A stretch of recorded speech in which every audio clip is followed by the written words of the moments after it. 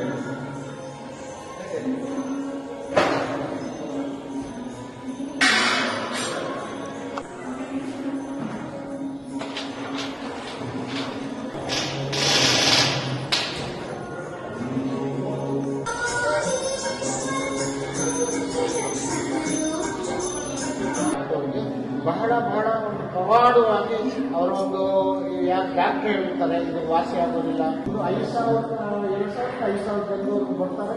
ಭೂಮಿಗೆ ಸಮರ್ಪಣೆ ಮಾಡಿಕೊಂಡು ಇವತ್ತು ವಿಶೇಷವಾಗಿ ಎಲ್ಲ ಮಕ್ಕಳು ಇದೇ ಇಲ್ಲ ಅಂತ ಹೇಳ್ತಾರೆ. ಮತ್ತೆ ಕೆಲವು ಜ್ಯೋತಿಷಿಗಳು ಹೇಳ್ತಾರೆ ನಿಮ್ಮ ಜಾತಕದಲ್ಲಿ ಇದು ಇಲ್ಲವೇ ಇಲ್ಲ, ಈ ಯೋಗ ಇಲ್ಲ. ಒಂದು ಸನಾತನ ಧ್ಯಾನವರು ಚೆನ್ನಾಗಿದೆ. ಮತ್ತೆ ಪಾರಾಯಣ ವಿದ್ವಾನರು ಆಗ್ತಿದ್ದಾರೆ. ಎಷ್ಟೋ ನಮ್ಮ ಇಲ್ಲಿ ಬಂದಂತ ಭಕ್ತಾದಿಗಳು ಏನಾಗಿದೆ, ಇಲ್ಲಿ ಅನ್ನಪ್ರಸಾದ ಗುರುವಿನ ಆರಾಧನೆ ಮೊದಲಿನಿಂದ ನಾವು ಗುರುವಿನ ಗುರುಬ್ರಹ್ಮ ವಿಷ್ಣು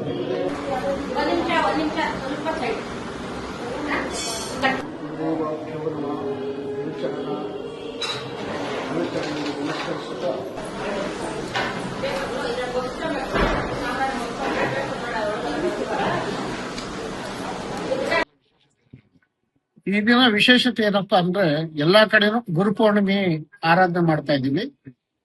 ಈ ಗುರುಪೌರ್ಣಿಮೆ ಬಂದು ಆಷಾಢ ಮಾಸ ಶುದ್ಧ ಪೌರ್ಣಿಮೆ, ನಾವು ವ್ಯಾಸ ಪೌರ್ಣಿಮೆಯನ್ನು ಗುರುಪೌರ್ಣಿಮೆ ಅಂತ ಮಾಡ್ತಾ ಇದೀವಿ. ನಮ್ಮ ಒಂದು ಸನಾತನ ಹಿಂದೂ ಧರ್ಮದ ಪ್ರಕಾರವಾಗಿ ನಾವು ಗುರುವನ್ನ ಆರಾಧನೆ ಮಾಡ್ತೀವಿ. ಯಾಕಂದ್ರೆ 300 ಮುಕ್ಕೋಟಿ ದೇವತೆಗಳು ಗುರುವಿನಲ್ಲಿ ಇರ್ತಾರೆ.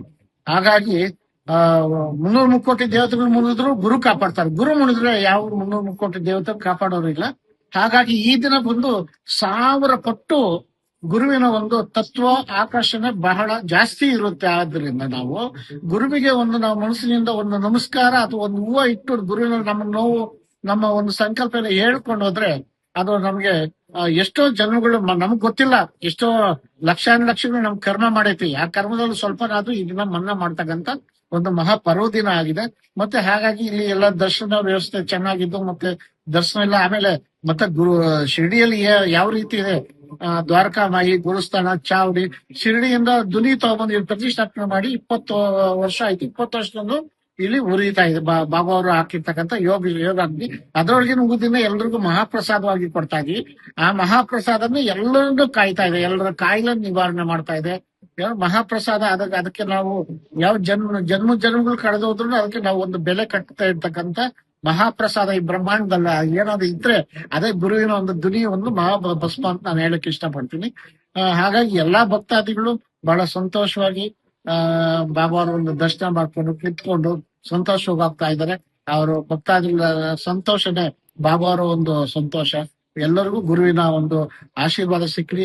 ಯಾವುದೇ ಒಂದು ಲೋಕಕಂಟಕ ಇದ್ರು ಲೋಕಕಂಟಕಗಳು ನಿವಾರಣೆ ಆಗ್ಲಿ ಅಂತ ಭಗವಾನ್ನಲ್ಲಿ ಗುರುವಿನಲ್ಲೇ ಪ್ರಾರ್ಥನೆ ಮಾಡ್ಬೋದು.